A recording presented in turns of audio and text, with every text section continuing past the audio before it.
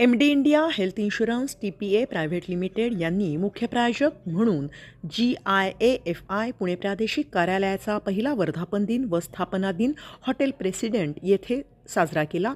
यामध्ये सामान्य विमा एजंट समुदायाशी आपला सहभाग अधिक मजबूत केला. या कार्यक्रमामध्ये 200हून अधिक सामान्य विमा एजंट्स आणि विमा परिसंस्थेतील प्रतिनिधी सहभागी झाले होते.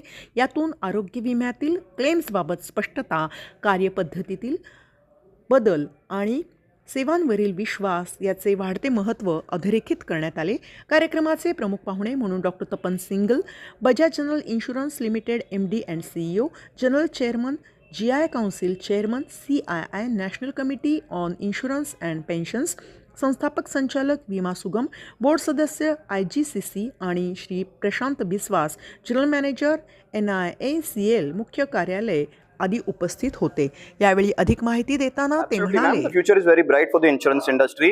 अगर हम पूरे वर्ल्ड का सिनेरियो देखें तो the penetration is around 7.5%. India की पेनिट्रेशन इस वक्त लेस देन 50% है, अप्रॉक्सीमेटली 3.4. तो जो ग्लोबल लैंडस्केप हम देखें तो इंडिया उस वक्त जस्ट मिडवे पे है. एक आम आदमी इंडिया में ऑन एन एवरेज 10,000 रुपए स्पेंड कर रहा है पॉलिसी के ऊपर, जहाँ पे ग्लोबल एवरेज 1 लाख चल रहा है. So the industry is having a very bright future and a lot of growth is expected and anticipated in this industry. Ketan Shende माझं नाव. मी MD इंडियासाठी कॉर्पोरेट वर्टिकल हेड करतो. हा इव्हेंट गेले 2 वर्ष आम्ही स्पॉन्सर करतोय. या इव्हेंट बरोबर आम्ही असोसिएटेड बऱ्याच वर्षापासून आहे लोकांबरोबर. हा इव्हेंट मागच्या वर्षी रेसिडेन्सी क्लबला आला, यावर्षी इथे झालेला आहे.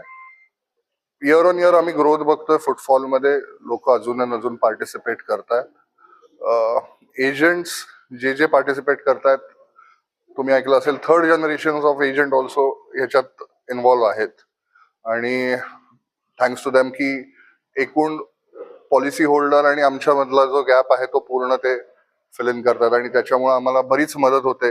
जी लोक हॉस्पिटलमध्ये असतात त्यांचे प्रॉब्लेम्स जे असतात ते सॉल्व्ह करण्यासाठी, पॉलिसीमध्ये ऍक्च्युली काय लिहिलंय, त्यांना काय बेनिफिट मिळणार आहे, ह्याच्यामधल्या गॅप्स ते खूप चांगल्या पद्धतीने हँडल करतात. आणि ग्रोथ तर ऑन द रेकॉर्ड्स आहेच आहे.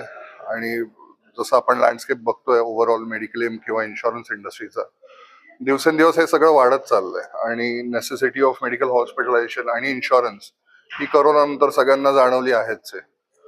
अशा event through multiple stake holders जे एकत्र येतात, विचारांची देवाणघेवाण जी होते, त्यातून खूप फ्रुटफुल आउटकम येण्याचे चान्सेस लवकरच दिसतात. आतापर्यंत खूप चांगल्या गोष्टी झाल्या, जसं लोकमान्य हॉस्पिटलचे प्रेसिडेंट आलेले होते.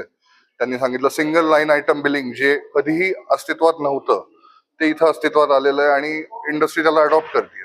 येत्या काही काळात आपल्याला लवकरच कळेल की मेडिकल इन्फ्लेशन जरी वाढतंय तरी कंझ्युमरसाठी ते खूप इझी होत जाईल. आणि एजंट्स, आम्ही आणि हॉस्पिटल या तिन्हीच्या कोलॅबरेशननीच हे शक्य आहे कायम. आणि हे इव्हेंट असेच होत राहावं हीच सदिच्छा. धन्यवाद. Thank you. I am Asif and I am heading the retail business department for MD India on a pan-India basis right now. And along with this, with me, I have my 2 other colleagues are also there. Mr. Vinod, he is heading the government business, and Ketan sir, he is having, he is heading the government. I mean the customer solutions, basically corporate solutions group.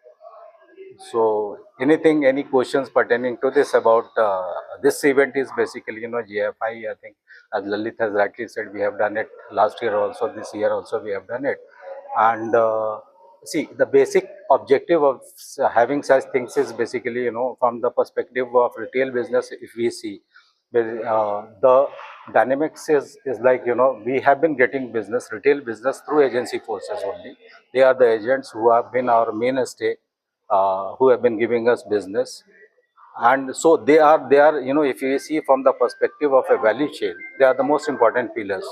They are the one who have been augmenting business to us for the retail, and we as a service provider, we have been providing them the services for the same.